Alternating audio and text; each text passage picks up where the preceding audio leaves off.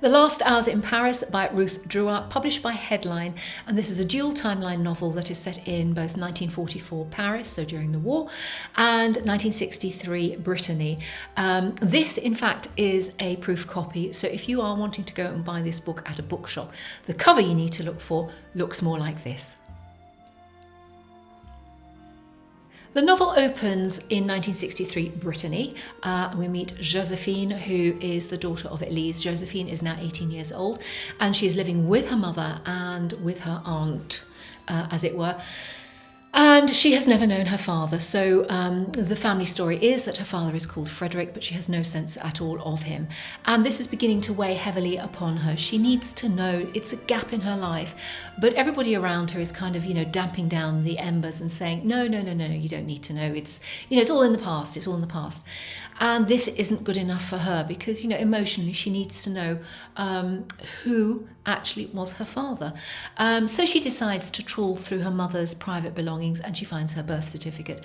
She discovers that Frédéric is not mentioned as her father on there, and on a whim, she decides to go up to Paris to go and stay with her mother's sister, who of course is her aunt, and to probe a bit more there and see if she can get any information from, either her aunt or her grandfather who's there. And this is very much a burning task that she is going to undertake now. Back in 1944, which is the main thrust of the story, we meet Elise, Josephine's mother. She's a young woman and she's living under German occupation. So the Nazis have invaded, they're occupying the city. And it's a very, very difficult period in the city's history.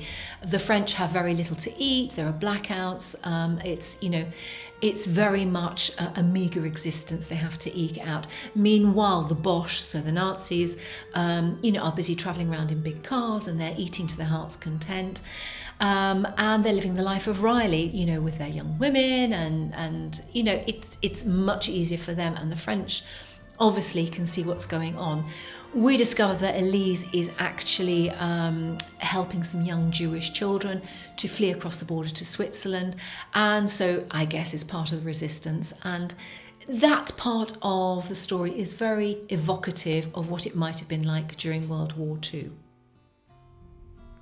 The main thrust of this novel is really to see whether star-crossed lovers, who meet up during the war can actually make a go of it for the future and, remain together into their old age. And obviously you'll have to buy the book to see what happens. But, this is a time when a lot of people go missing, there's a lot of death, there's a lot of deprivation, family issues, and, it certainly is not an easy time. And I think what the author does very well is to capture what we imagine to be, the sense of setting, Paris, 1944, what it must have been like during war. So I think if you like this kind of story set in Paris during wartime, then I think this is a very good novel to pick up.